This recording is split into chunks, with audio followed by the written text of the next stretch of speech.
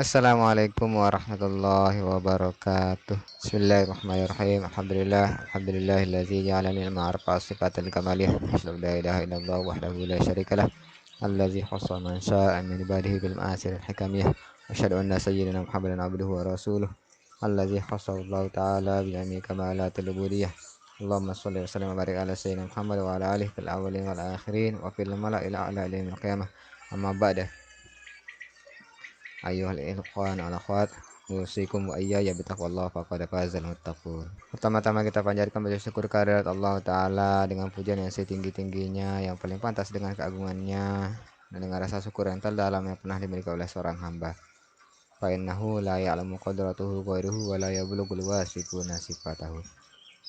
Kemudian salawat serta salam kepada baginda Rasulullah sallallahu alaihi wasallam. Allahumma shalli wa sallim wa barik alaihi wa ala alihi wa sahbihi dzurriyyatihi. Dengan harapan semoga Allah dekatkan kita dengan beliau sejak di dunia sampai di akhirat nanti. Amin amin amin rabbil alamin. Bismillahirrahmanirrahim. Kita masuk ke bab toharo. Setelah kemarin mukadimah beliau lumayan ini ya, lumayan menyentuh. Semoga apa yang beliau niatkan di sana benar-benar menjadi futuh bagi kita, futuh dari yang maha dekat, yaitu al-qarib dari Allah taala. Amin amin. Qala al-mu'allif rahimahullah tabaraka wa taala wa nafa'ana wal muslimin bihi wa bil humi fid dharaini amin. Kitabut Thaharah. Kitab tentang Thaharah. Kita udah masuk ke bab bersuci. Kita bacakan fatihah untuk kedua beliau, penulis apa namanya, takrib ya, matan takrib atau bisuja, dan kemudian beliau Ibnu Qasim Al-Ghazi, penulis Fathul Qorib. Al-Fatihah. Bismillahirrahmanirrahim. Alhamdulillahirabbil alamin arrahmanirrahim maliki yaumiddin iyyaka na'budu wa iyyaka nasta'in shiratal mustaqim shiratal ladzina an'amta 'alaihim ghairil maghdubi 'alaihim waladdallin. Amin. Kitabu ahkamit thaharah. Kitab tentang hukum-hukum taharah. Kalau di matanya kitabut taharah, kitab taharah, dimulai dari air almiyah.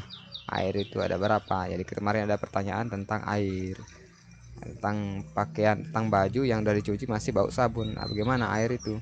Nah, bagaimana air itu batasannya ketika air tercampur dengan sesuatu bahan yang suci, yang berbau gitu, yang wangi, gimana batasnya sampai dia mengubah sifatnya sehingga tidak bisa digunakan untuk bersuci? Nah, apakah air yang sudah wangi baunya itu bukan air mutlak lagi begitu ya? Itu makanya kita pentingnya mempelajari air. Alkitab logotan. Kitab itu secara bahasa masdarun. Saudara itu artinya sesuatu yang kita ajukan. Nah, saudara itu dada ya, karena tempatnya di depan. Kalau saudara mengajukan, menampilkan dan seterusnya. Jadi kalau masdarun sesuatu yang diajukan. Nah, kalau acuan yang diacukan begitu ya. Bimakna dhammi, dengan makna kumpulan, wal jam'i sama. Domi wal jam'i ini sama, mirip-mirip. Domi itu sesuatu yang terpisah kemudian kita satu kampek gitu ya. Makanya kalau di bab nikah itu Fathul Muin, babun nikah, an nikah lugatan ad-dhammu. Apa sih? Menggumpal ya bahasanya. Kalau bahasa Lomboknya itu begumpuk, bertindihan dan seterusnya. Dia berkumpulnya itu dengan cara menyatu. Itu ibarat orang nikah itu dia berkumpulnya nyatu. Jadi badannya nyatu. Bukan cuma apa namanya statusnya dong yang menyatu, tapi juga badannya menyatu. Itu kami di tingkat 4 ma'had dulu pasti itu kitab fikih itu wajib dimulai dari babun nikah. Itu saya kami lucunya luar biasa. Adom. Nah, jadi sesuatu yang terkumpul dan menyatu. Nah, ibarat orang nikah lah ya, tahu enggak ya, udah usah di detail nih, udah tahu orang nikah kayak gimana nyatunya. Wastilahan, secara istilah, ismun li jinsim minal ahkam. Nah, adalah nama li jinsin untuk jenis minal ahkam dari hukum.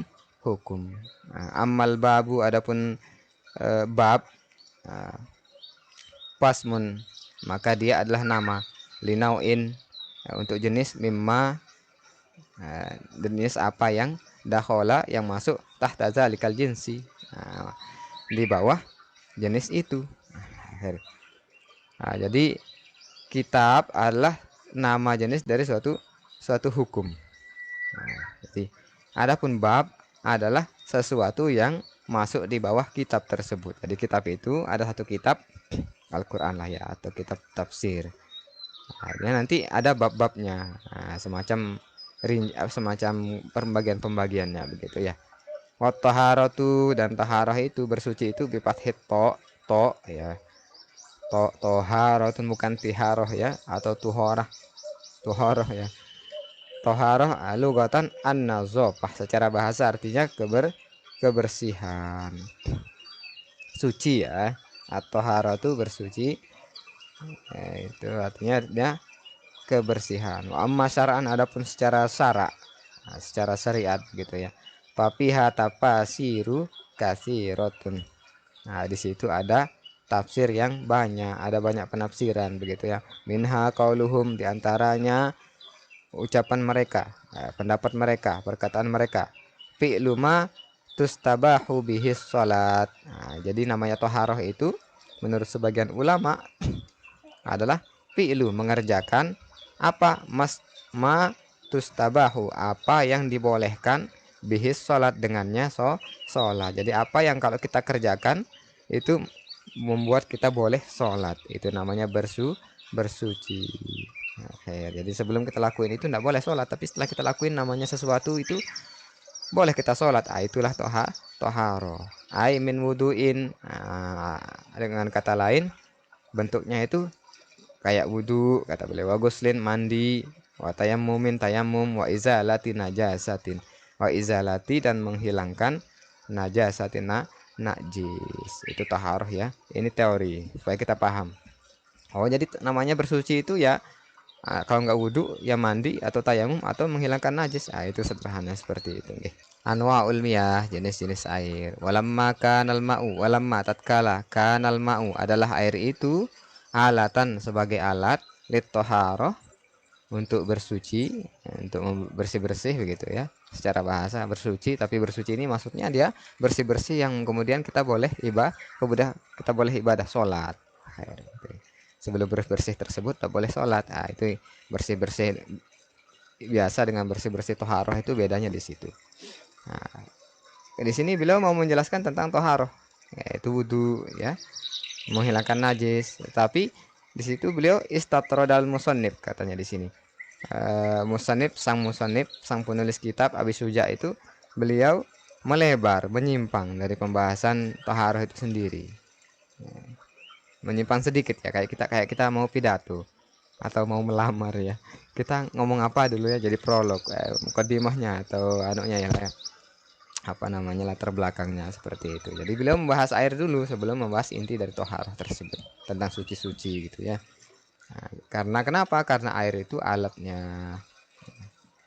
Istatrodal musannifu, melebarlah, menyimpanglah tuan musannif, li anwa ilmiah, membahas tentang jenis-jenis air. Fakol, kemudian beliau berkata, almiyahul lazi yajuz, almiyah, air, allati yajuz, yang boleh, yasihu, maksudnya air yang sah, at-tathhiru biha, dipakai bersuci, bersuci dengannya begitu ya. Tathhir itu bersuci.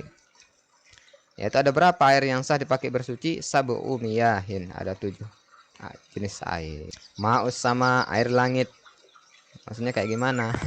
Air hujan maksudnya ya. Maksudnya beliau di sini an-nazilu minha. Dengan kata lain, yang turun dari langit, minha, darinya, dari langit. Yaitu wahwal mator, yaitu hujan, kata beliau. Wa ma'ul bahri, yang kedua, air yang kedua udah satu tadi ya. Sekarang yang kedua, air laut. Ayil milhu, kata beliau di sini. Jadi Imam Abi Syuja mengatakan air laut, ya, disarahkan oleh Al-Ghazi, air asin, kata beliau mensyarahkannya. Wa ma'un nahri, dan air sungai, air hulu, atau yang manis mana itu hulunya, tapi ya sungai itu kan dia maksudnya enak diminum, tawar, dia enggak kayak air laut begitu ya. Wa ma'ul bi'ri, dan air sumur. Wa ma'ul aini, air mata air. Gimana ini? Bukankah ini nih, kita ini apa namanya, kayaknya jarang nemu ya mata air yang bukan sumur. Biasanya kita itu kalau mata air itu ya sumur. Nah, anak dulu mondok di daerah dekat-dekat pegunungan gitu, ada di situ tempat mandi yang memang di situ keluar air. Pangkal baru pertama kali yang anak lihat di situ yang bukan sumur tapi di situ keluar air.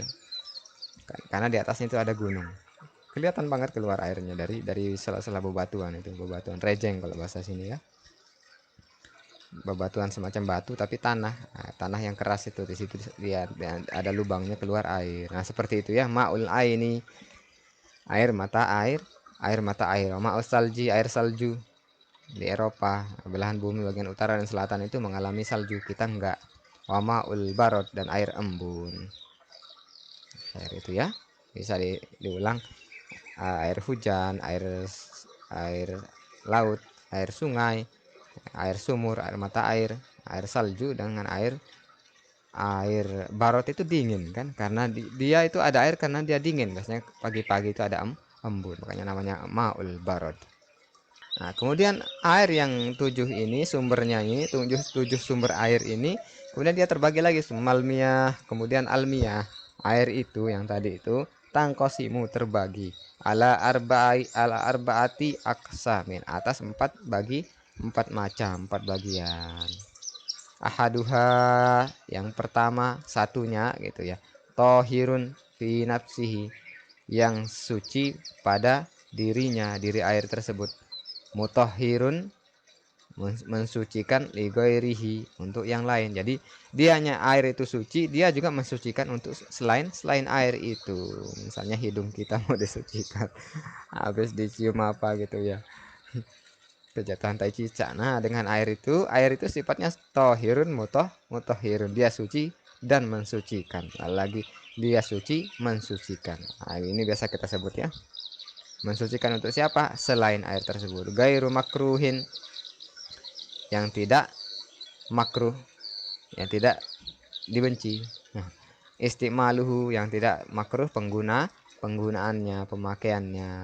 Nah, inilah yang disebut wahwal maul mutlak. Nah, dia adalah al mau, air al mutlak, air mutlak. Nah, mutlak itu artinya dia tidak ada sangkut pautnya, pokoknya air sudah gitu, air tok gitu ya, air tok. Jadinya tidak ada nama air kelapa, tidak ada nama air air air teh, air mata ya, tapi air sudah begitu, namanya maul mutlak. Sama dengan salat sunnah, usolli sunnatan lillahi ta'ala, itu salat sunat mutlak namanya. Kita tidak bilang usolli sunnatan mutlak, enggak. Usolli sunnatan lillahi ta'ala, aku salat sunat karena Allah ta'ala, tidak ada embel-embelnya. Salat sunat duha, salat sunat tahajud, tidak ada embel-embelnya, maka itu namanya salat sunat mutlak. Diumumkan, dilepaskan dari segala keterkaitan, itu namanya mutlak. Apa mana tadi? Ya. Nah, jadi air yang suci mensucikan, terus ndak makruh kita pakai, itu namanya air mutlak. Oh, jadi yang pertama itu nama air itu adalah dia air mutlak. Apa itu air mutlak? Air yang suci mensucikan dan tidak makruh digunakan. Air. An qaidil lazimin. Nah, qaid ini kait. Nah, yang seperti yang Anda jelaskan tadi ya. Tidak ada keterkaitan, tidak ada embel-embelnya begitu. An qaidil lazimin, tidak ada kait yang harus. Nah, maksudnya lazim itu sesuatu yang melekat pada dirinya, seperti air teh. Bukan bukan dia apa namanya, ada air terus di sampingnya ada teh. Tapi dia sudah menyatu sehingga dinamakan air teh. Seperti air kelapa, bukan ada air terus ada kelapa, bukan, tapi air kelapa itu sendiri. Makanya itu namanya qaidin la lazimin. Akhir. Nah, sekali lagi tidak ada keterkaitan yang lazim pada air tersebut. Air sudah begitu nih. Di mana sifat kemutlakan air itu? Nah, tidak ada, dia terlepas dari embel-embel keterkaitan yang lazim, yang pasti, yang menetap dalam air itu. Air teh, kalau udah air teh ya sudah, bukan air dengan teh air ya. Fala yadurul qaidul mumpakku, maka tidak memudaratkan, artinya tidak masalah gitu ya, nggak masalah kalau kaitannya itu al qaidu, kaitannya itu al mumpakku, sifatnya yang terpisah, kayak air sumur. Oh, maksudnya air yang berasal dari sumur gitu. Kama il bi'ri. Nah, jadi seperti air sumur tadi ya. Fi kaunihi mutlakon, dalam kondisi tidak masalah dia dalam kondisi dia itu mutlakon sebagai air mutlak, air hujan namanya memang di situ ya. Terus air laut karena dia ada di laut begitu ya, bukan. Nah, kalau air teh ya air yang berisi teh gitu ya. Wasani, kemudian yang kedua, yang pertama tadi air mutlak, sekarang yang kedua apa? Wasani tohirun pinapsi, tohirun yang suci pada dirinya, mutohirun ligorihi, dia mensucikan untuk yang lainnya, makruhun, akan tapi dia makruh istimaluhu, pemakaiannya. Nah, kita makruh pakainya, ada air suci mensucikan tapi makruh kita pakai. Nah, fil badani, di badan, lapis taub tidak dipakai ya. Jadi ada yang kedua itu air, ada air yang sah kita pakai bersuci, dia suci sekaligus mensucikan, tapi makruh kita pakai di badan, tapi tidak makruh di pakaian. Wawal ma'ul musammas, yaitu air musammas. Samsun itu matahari, musammas itu yang termataharikan maksudnya terjemur begitu ya, terjemur.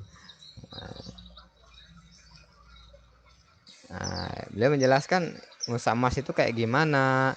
Ai al musakhon, yang dipanaskan, yang diangetin begitu, yang dipanasin sudah ya. Bitaksir syamsi, dengan bekas matahari fihi. Nah, taksir itu efek. Paling pas efek, dengan efek matahari padanya. Matahari itu efeknya apa? Dia efeknya memanaskan. Nah, terjemur kita jadinya kan.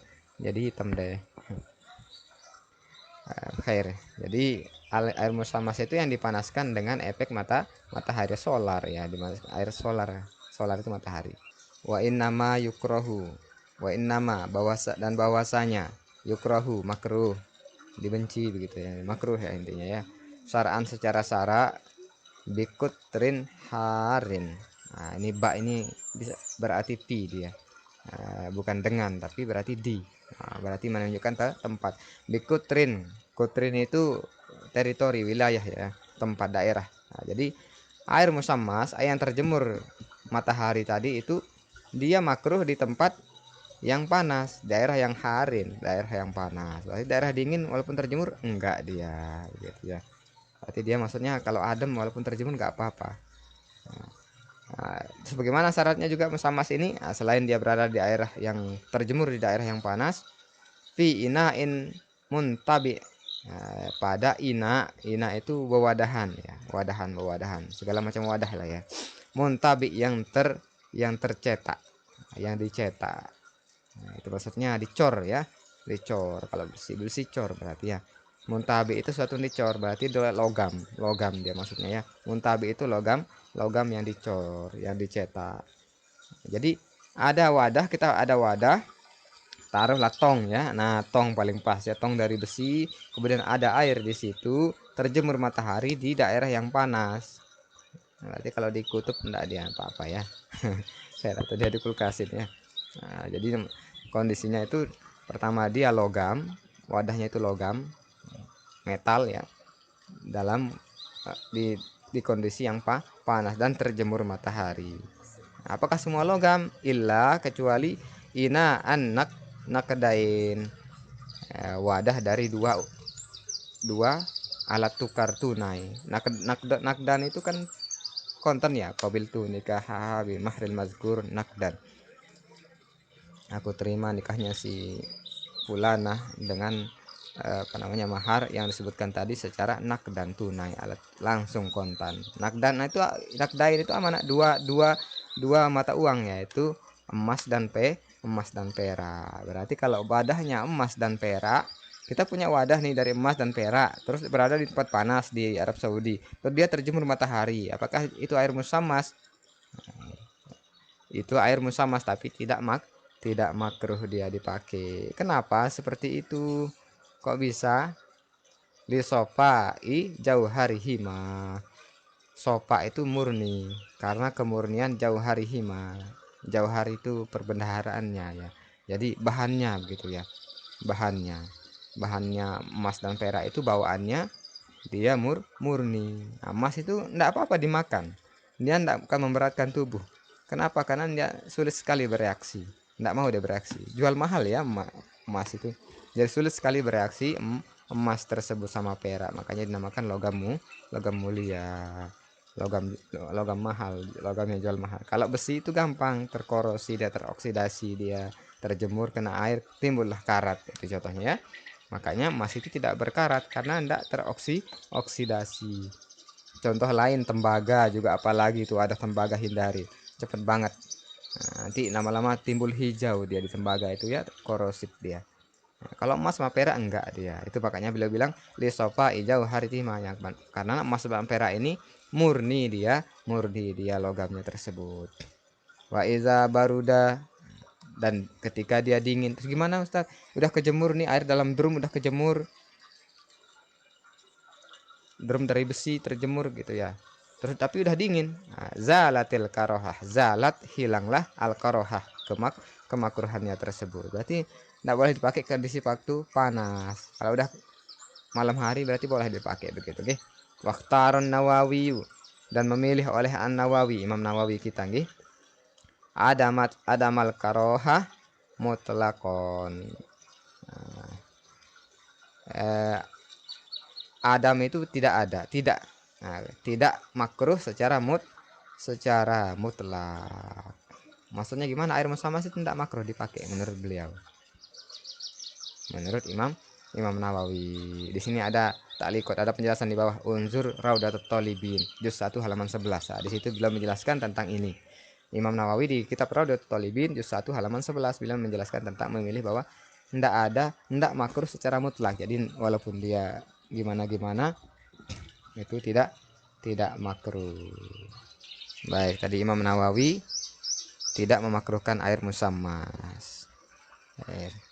Di kitab Raudatut Thalibin juz 1 halaman 11. Kemudian yang selain air yang tadi, air musammas tadi, apa yang makruh juga dipakai? Wa yukrohu, dan makruh juga aidon juga sadidus suhunah, bersangatan panas banget Kak, makruh kita pakai Kak. Iya Dek gitu. Wal burudah, dan dingin banget Dek. Iya Kak. Jadi mikirin orang nikah jadinya. Heri. Sampai sini kajian kita pada malam hari ini ya. Kita berdoa bismillahirrahmanirrahim. Allahumma ftah alaina futuhal arifin. Allahumma ftah alaina futuhal arifin. Allahumma ftah alaina futuhal arifin. Faqina fiddin. Allah, bukakanlah kami futuhnya para arifin dan pahamkan kami dalam agama. Allahumma aslih walana kullaha ya karim. Ya Allah, baikkanlah kondisi kami, keadaan kami semuanya, wahai yang mulia. Allahumma ya muyassir yassir, ya mudabbir dabbir, ya musahil sahil sahil alaina kulla asir bi ahli wasyarin nazir. Allahumma fahimna al-mastariyata wa tariqata al-haqiqah wassamilna biha bihaqqi sayyidina Muhammad sallallahu alaihi wasallam. Allahumma astur uyuba masyayikhina anna. Allahumma astur uyuba masyayikhina anna. Allahumma astur uyuba masyayikhina anna wa la tusib barakat ilmi minna. Kita tutup komparatul majelis. Subhanakallah wa bihamdika asyhadu an la ilaha illa anta astaghfiruka wa atubu ilaik. Wal muwaffiq wal hadi ila sabilir rasyad. Wassalamualaikum warahmatullahi wabarakatuh.